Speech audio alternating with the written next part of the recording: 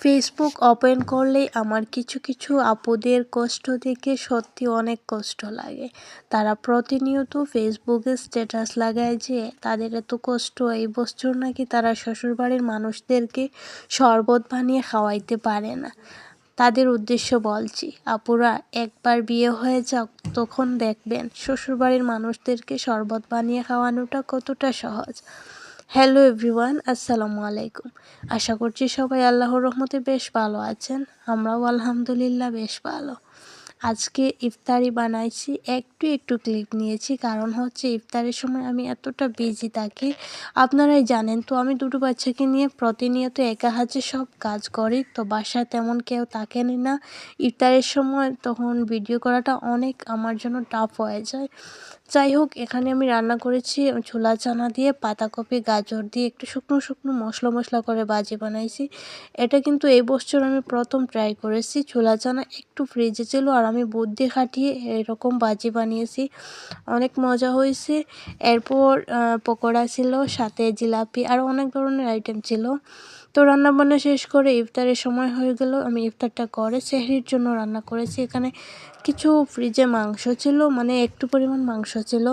মাংসটা যেহেতু কন্টিনিউ খাওয়া হয়েছে প্রথম 2-3 দিন, তো শেষ হয়ে গেছে। তো এখানে মিষ্টি লাউ দিয়ে আবার কিছু হাড় ছিল আর মাংস ছিল, সেটা দিয়ে রান্না করেছি। আলহামদুলিল্লাহ, এই তরকারিটাও মজা হয়েছে, দেখে বোঝা যাচ্ছে।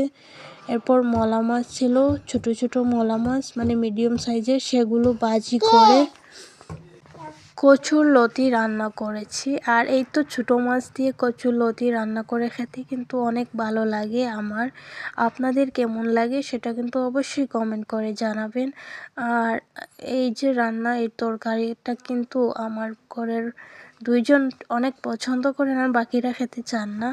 তো তার সাথে এই যে তরকারি, এটা হচ্ছে 1 পিস ছিল এই যে মিষ্টি লাউ, সেটার তরকারি। আর সাথে কিন্তু এখানে আমি আরও 2-3টি তরকারি রান্না করব, তো সেগুলো আর ক্লিপ নেওয়া হয় না সময় অভাবের কারণে। আসলে রাত্রিবেলা আমি রান্নাবান্না করি সেহরির রান্নাটা, তো অনেক দিন দেখা যায় যে ঘুম এসে যায়, ইফতার পরে একটু সময় রেস্ট নিয়ে পরে নামাজ পড়ে রান্নাঘরে গিয়ে রান্না করতে অনেকটা লেট হয়ে যায়। যাই হোক, রান্নাবান্না শেষ করে আমার সিঙ্কে অনেকগুলা থালা বাসন জমেছিল, সেগুলো পরিষ্কার করে নিচ্ছি। আমার যে আপুরা প্রতিনিয়ত ফেসবুকে স্ট্যাটাস লাগায় শ্বশুরবাড়ির মানুষদেরকে শরবত বানিয়ে খাওয়াইতে পারছেন না, তাদের উদ্দেশ্যে বলেছি, সম্পর্ক, মানুষ, জীবন দূর থেকেই সুন্দর, ব্যক্তিত্ব জীবনে তা কিন্তু অন্যরকম। তো আমি দোয়া করি আপনারা যাতে নেক্সট ইয়ারে শ্বশুরবাড়ির মানুষদেরকে শরবত বানিয়ে খাওয়াইতে পারেন। আজকের ভিডিওটি এই পর্যন্তই। আল্লাহ হাফেজ।